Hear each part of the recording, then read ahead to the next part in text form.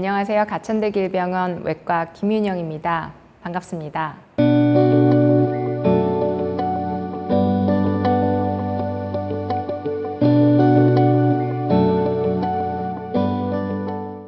유방암 환자들은 유산소 운동이 좋습니다.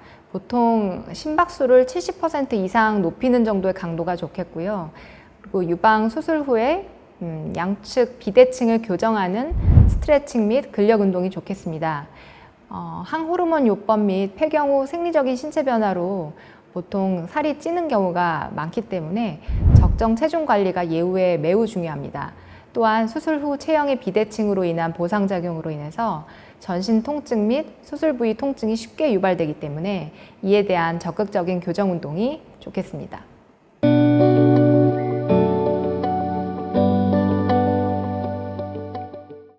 진료실에서 환자들이 제일 궁금해하는 부분이 이 질문인데요. 항호르몬제 및 또 다른 처방약을 매일같이 꾸준히 복용하는 경우에 간이 활동을 많이 하게 됩니다.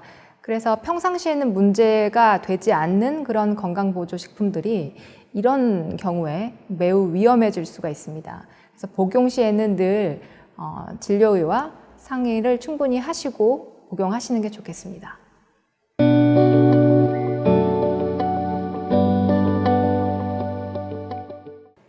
호르몬제는 정확한 시간을 지켜서 매일 꾸준히 복용하시는 게 중요합니다.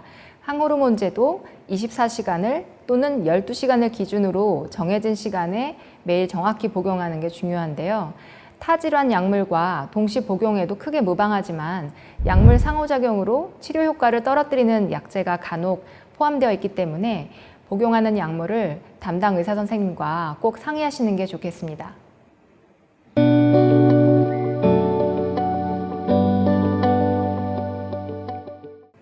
과거에 유방 성형 수술을 파라핀을 유방 실질 조직에 넣는 성형 수술을 시행한 경우가 많았는데요. 그런 경우에는 일반적인 유방 검진으로는 검진이 불가능합니다.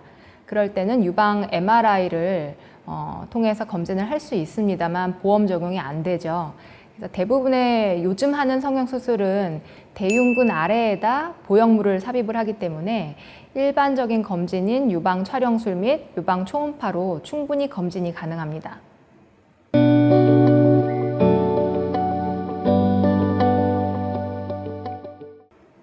가슴 성형과 유방암 발병과는 연관성이 없습니다. 재발 또한 연관이 없는 것으로 알려져 있습니다.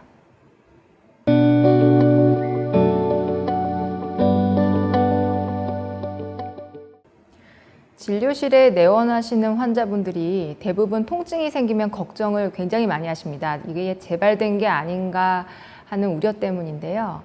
유방 통증은 보통은 생리적인 현상으로 유방의 종양 형성과는 상관이 없습니다. 다만 감염이나 염증, 압박하는 종양 및 피부 질환이 있을 때 이로 인한 통증이 발생할 수 있습니다. 이상 증상 시에는 담당 의사 선생님을 만나서 상의하시는 게 제일 좋겠습니다.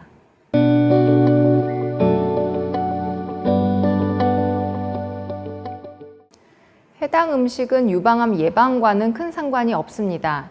여성 호르몬 성분이 상당한 음식은 갱년기 여성의 삶의 질을 높일 수는 있는데 유방암 위험도를 높인다는 보고도 있습니다. 유방암을 치료하는 환자의 경우에 이런 호르몬이 많이 함유되어 있는 음식들은 복용을 금하는 게 좋겠고요.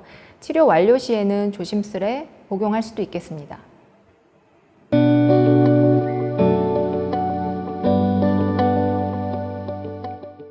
유방암에서의 완치 판정은 꽤 어렵습니다. 유방암은 재발과 전이가 늘 발생할 수 있기 때문에 그렇습니다. 유방암의 생물학적 타입이 여러 가지가 있는데 그에 따라 치료가 다 다르고 예후도 다릅니다. 그래서 추적 검사의 기간, 검사 방법 등의 차이가 있고요.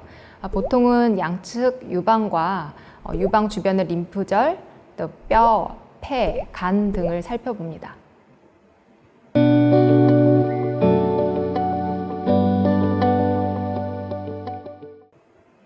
한약을 유방암 치료 약제하고 함께 복용하는 경우에 치료 약제와 어떤 상호작용을 하는지 알 수가 없습니다.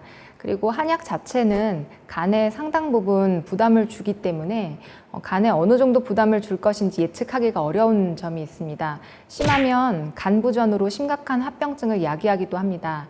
그래서 치료 중인 경우에는 한약 복용은 금하시는 것이 좋겠습니다.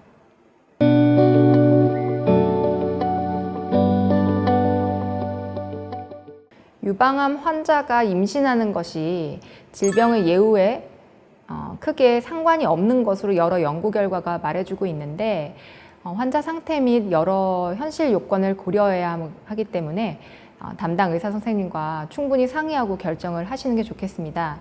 이 분야는 전향적 무작위 연구가 어렵기 때문에 간혹 이견이 있을 수는 있겠으나 현재까지는 임신해도 괜찮다는 의견이 대다수의 의료진 소견입니다.